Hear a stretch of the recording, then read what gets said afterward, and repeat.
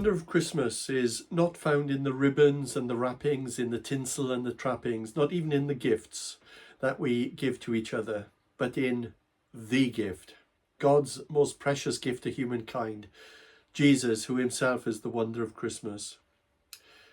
I know we're only in October, but Jesus, the wonder of Christmas, is not a gift limited to just one day in the year.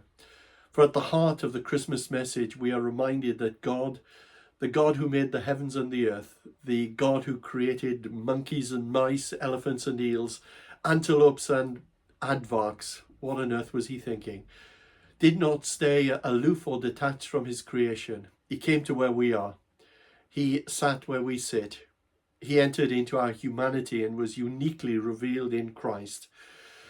The incarnation of Christ, the point in history where deity entered humanity. Singer-songwriter Graham Kendrick wrote so beautifully, meekness and majesty, manhood and deity, in perfect harmony, the man who is God. Oh, what a mystery, meekness and majesty, bow down and worship, for this is your God.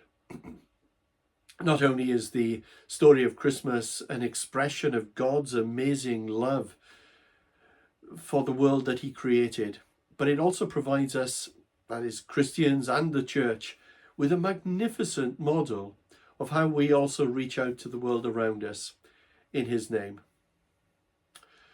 The present series, Grace and Glory, is all about drawing from the past without dwelling in the past. It's not about nostalgia, but about those spiritual lessons on the journey, principles of God's kingdom. It's about learning from the past without longing after it. Not many of you watching this video today were a part of the Tamworth Elim Church way back in 1992. It was a church that was very different to the one that we belong to today. It was not only considerably smaller, but it had no real outreach or influence within the community.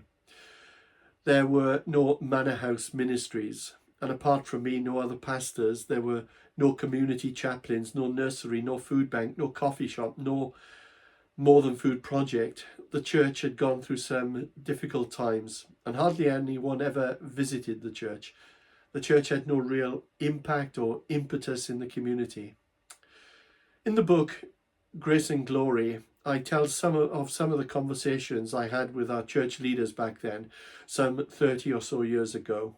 I remember saying to them that I was a little envious of our friends down the road at St. George's Church. They had lots and lots of contact with the community at the time. They always had visitors attending their church through hatches, matches and dispatches, or christenings, weddings and funerals. The vicar at the time, Charles Beresford, was quite an evangelist and quite an outgoing personality. Tamworth Elim Church was the poor relation, and it was time to rethink. And we asked ourselves such questions as, what is church? What is our calling? What is God asking of us in Tamworth? And to cut a long story short, we decided on a very simple strategy of doing three things.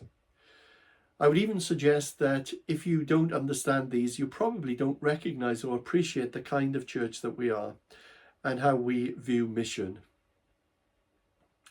Firstly, we set out to create opportunities to rub shoulders with irreligious people day after day.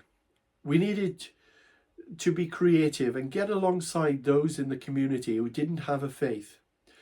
And that vision still applies. 30 years on, we still recognize our need to rub shoulders with real people, to be Jesus to them. Secondly, as we rubbed shoulders with people who were not Christians, we knew that we had to live lives which were exemplary. We needed to be people that had a genuine faith, transparent and authentic, people of integrity. Many people regard church people as hypocrites, so we needed to counteract that perception through the way that we lived and served and blessed others in our community and in our town. 30 years on, that too still very much applies. And thirdly, we needed to be able to communicate God's good news in ways that people can understand and apply, and that objective also still applies. One of the ways that we do that is that we try not to use theological language, the language of Zion, as I call it, which can often be confusing to someone who is new to the Christian faith. In fact, I always do my best to explain any theological words in simple everyday language. It was the great scientist Albert Einstein who once said, "You don't really understand something unless you can communicate it in a simple way." I like that. When I became a pastor some 37 years ago, I remember some people shake my hand at the door and say, "Pastor, that was deep." To be honest, I was not especially thrilled by that sentiment, which was code language for "I didn't understand a word that you were talking about." The reality of that hit me one day when we were planting a new church in a school hall in a place called St Mellons in South Wales. And a guy called Dave shouted out, "Steve, speak English. I have no idea what you're talking about." Cheeky man. But as I look back, I see where he was coming from. I was not that long out of college, and I just wanted to regurgitate some of my college theology notes. Now, none of this is rocket science, and our mandate for being outwardly focused is found in the 4 verses in Matthew's Gospel, chapter 5, where Jesus instructs his followers to be both the salt of the earth and the light of the world. Sorry about stating the obvious here, but salt is no good if it's kept in the salt cellar, and light is no good if it's kept under a bucket. And Christians will never influence society for Christ if they remain in their ecclesiastical salt cellars or hide their lights under a church roof. I know I've read my all-time favourite George MacLeod poem on many occasions to our church family, but these words keep on giving and keep on challenging me. I simply argue that the cross be raised again at the centre of the marketplace as well as the steeple of the church. I am recovering the claim that Jesus was not crucified in a cathedral between 2 candles, but on a cross between 2 thieves, on a town garbage heap, at a crossroad of politics so cosmopolitan that they had to write his title in Hebrew and in Latin and in Greek, and at the kind of place where cynics talk smut and thieves curse and soldiers gamble, because that is where he died, and that is what he died about, and that is where Christ's men ought to be, and what church people ought to be about. And that is where Christ's men ought to be, and what church people ought to be about. Tony Morgan, a church consultant and blogger, captured my attention when he wrote these words. He said, "Over several years, I've worked with church leaders from close to 200 different churches in consulting and coaching relationships. These churches are all different shapes and different sizes. There are denominational and there are non-denominational churches, traditional and contemporary churches, small churches and mega churches, church plants and churches that have existed for over 100 years. After working with all those churches, this is probably the distinguishing factor when it comes to the health of the church. It's whether the church is outward focused or inward focused." Catch that. We're being told something really, really important there. The key distinguishing factor of a healthy church is not whether the church is a Pentecostal church or an Anglican church or a Baptist church. It's not whether they sing the grand old hymns of old or songs from Worship Central or Hillsong. It's not whether they use video projection or hymn books. It's not whether that church has a building of its own or meets in a school hall. But the one thing that distinguishes a healthy church from an unhealthy church is whether it is inwardly or outwardly focused. Is it self-serving, or is its focus on people who are outside of its membership? To put it another way, is it mission focused or maintenance focused? Well, let me be a little bit more personal than that. Are you personally mission focused or maintenance focused? In which way are you involved personally in the work of mission? You see, it's possible to bask in contentment at being a part of a church that is outwardly focused, but a church is people after all. And it is a question, I think, that we need to ask ourselves personally. There's an old Amish proverb which says, the man who rows the boat seldom has time to rock it. In other words, the person who is serving God and using his or her life to reach out in meeting the physical, emotional, and spiritual needs of others will not have the time, the energy, or the desire to major on minors, to nitpick, to squabble over inconsequential issues. That man, that woman will be motivated to keep the main thing the main thing. So, our church started on a journey that we are still on. Much has changed in the last 3 decades, but those 3 points, our mission strategy has not changed. It's central to all that we do. During that time, staff members have changed. We've seen some ministries rise and fall, and some to even rise again. We've built new buildings, started new projects, but at the bottom line, it's exactly the same. That God has not called us into a holy huddle where we practice spiritual navel gazing, but to be his light in a dark world, to rub shoulders with irreligious people, to live authentically and to communicate clearly. And maybe what I'm saying today is quite helpful to some of you to understand Tamworth Elim Church a little better. We are servants of Christ who desire to enhance and enrich the lives of people around us in body, soul, and spirit. We don't give people food as some ploy to get them converted. We do it for 2 reasons: because they need it and because we are Christ's people. Yet we also pray for opportunities to tell people the reason for the hope that we have. Peter, in his New Testament letter, encourages followers of Jesus to always be prepared to give an answer to everyone who asks you to give the reason for the hope that you have. But do this with gentleness and respect. Basically is saying, don't be like a bull in a china shop. Be kind, be respectful, be humble. Don't be argumentative. Don't be a know-it-all.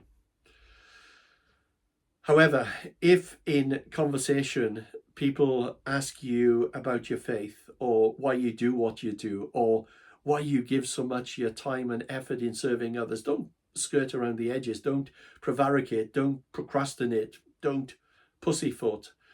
You can tell I'm a preacher, can't you? Just tell them.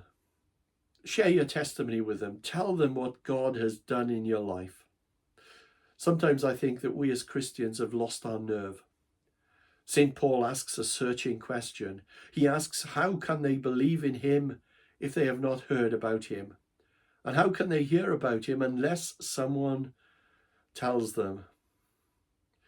We could accuse Paul of stating the obvious, but he's right, you know. If we want others to know and to experience the love of God that we have come to know and experience ourselves, then we need to share the good news with them. If Christ is all that we say that he is, then we would not truly be loving them if we did not make every effort to tell them of Christ's love. It was Canon J. John, an Anglican evangelist, who said that men and women are not, on the whole, converted by texts pushed under their doors, messages on the internet, or even Jesus saves banners trailed across the sky. They are converted by others who share the good news with them. And I think he's right. Just think for a moment about the way that you were introduced to Jesus.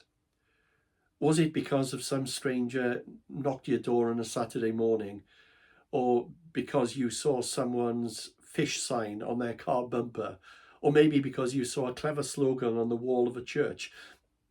I doubt it. Although God sometimes works in spite of us. But for the vast majority of us, it was through another human being. It was the personal approach. It was through Christian parents teaching their children the ways of the Lord. It was through the work of a colleague or a school friend who befriended you. It was due to the way that that church cared for your children and you got to know their leaders whose lives you found attractive and appealing. Now, these statistics that I'm going to quote surprised me. Firstly, 97% of people making a commitment through large evangelistic type events don't follow through into the Christian life. Very often they respond in the emotion of the moment. Of the 3% who do, only 1%, 1 out of every 100 decisions, continues to follow the Christian faith 1 year later. And thirdly, when a group of Christians was asked what is the single most important factor in you becoming a Christian, 70% of Christians interviewed answered that it was a good relationship with someone who is a Christian. And yet what I find most astonishing about all this is that most churches seem to ignore these facts and continue trying to reach people for Jesus through meetings instead of good relationships. Basically, friends listen to friends. In our Wednesday meeting this week, we watched a video on William Carey, the so-called father of the modern missions. We had a fabulous conversation afterwards. A truly an utterly amazing man. William Carey was passionate about sharing the good news with Jesus with people in other lands, though at that time in history, the idea of foreign missions wasn't a thing. However, young William was not going to take no for an answer. So he introduced the idea of setting up a foreign mission society to a local Baptist ministers' fraternal. Well, when he did, an older minister responded, "Young man, sit down.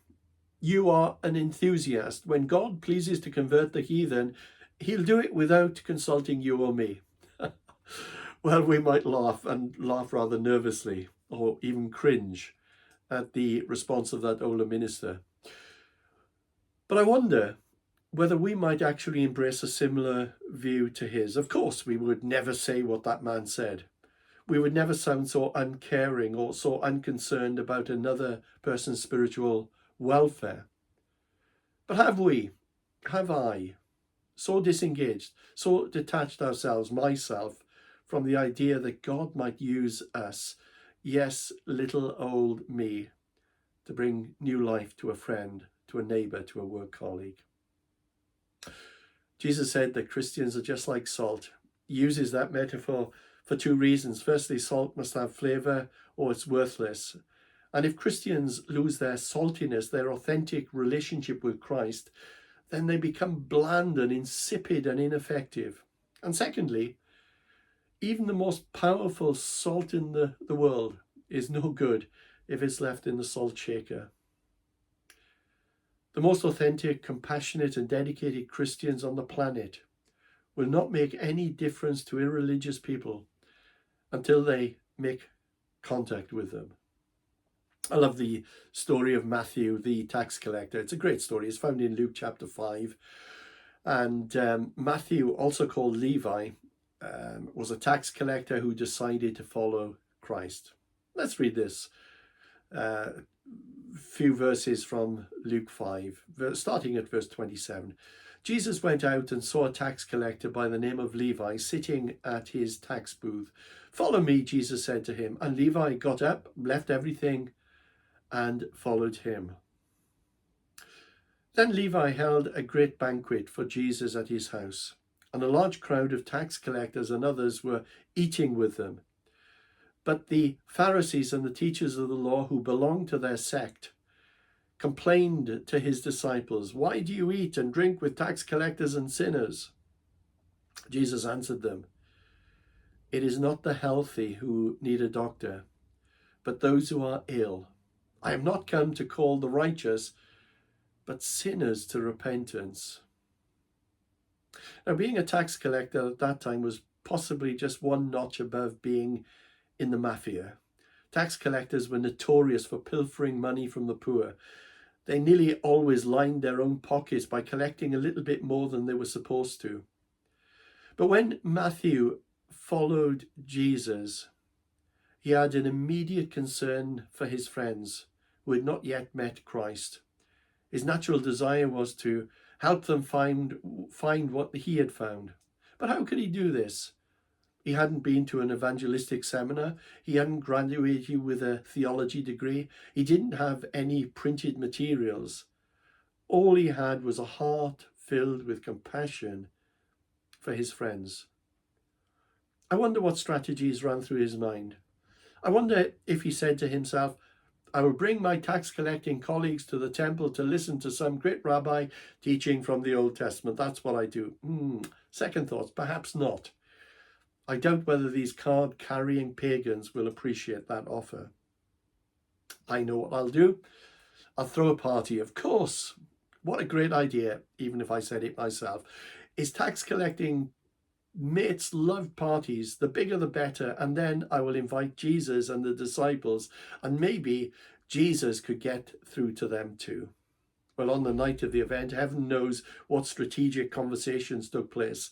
In Luke's Gospel, we are told the whole story in 6 short verses, and we don't have so many details. But the one thing that we know is that the Pharisees got wind of this party, and they didn't like it one little bit.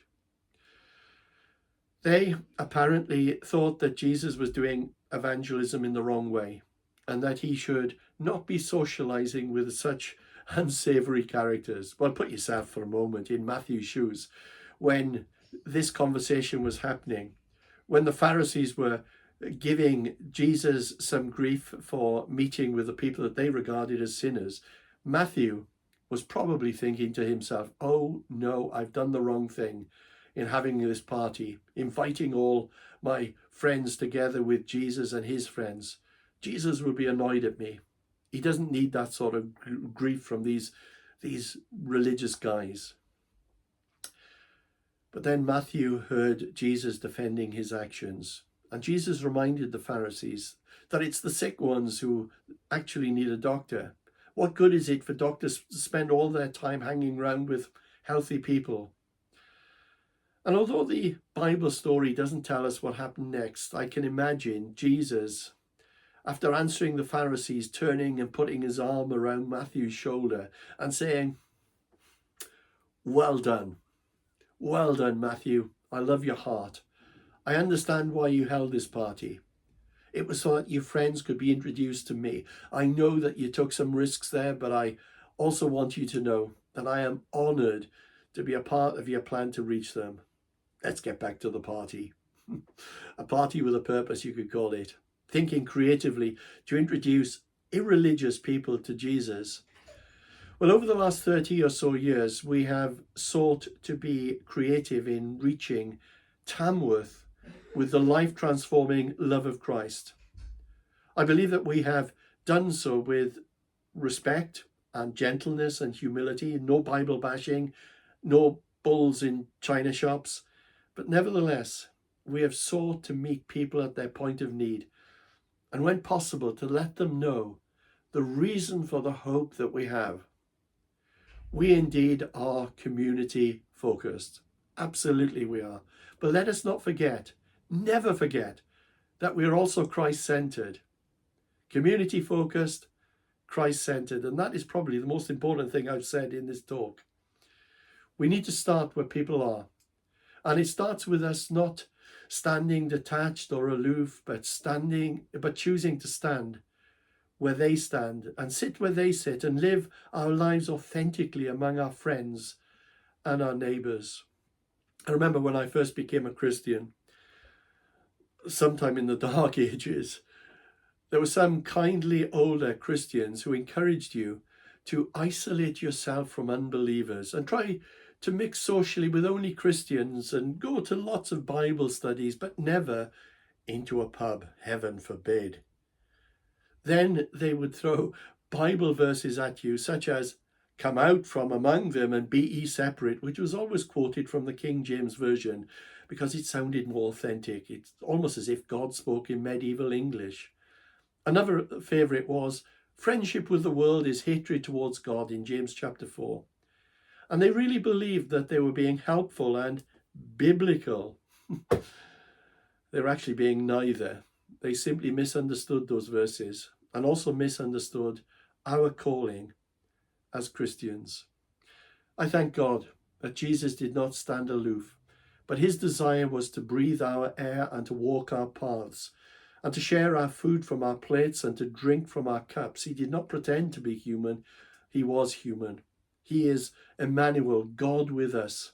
And that is why and how we seek to be Christ to our community, not by standing aloof, but by rolling up our sleeves, acting justly, loving mercy, being ambassadors for Christ, being salt in a world lacking flavour, and being the light of Christ.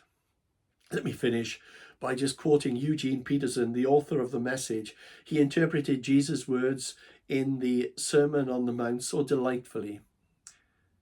This is what he writes. You're here to be light, bringing out God colours in the world. God is not a secret to be kept. We are going public with this, as public as a city on a hill. If I make you light bearers, you don't think I'm going to hide you under a bucket, do you? I'm putting you on a light stand. Now that I've put you there on a hilltop on a light stand, shine. Keep open house. Be generous with your lives. By opening up to others, you'll prompt people to open up to God, this generous Father in heaven. God bless you. Do have a great week.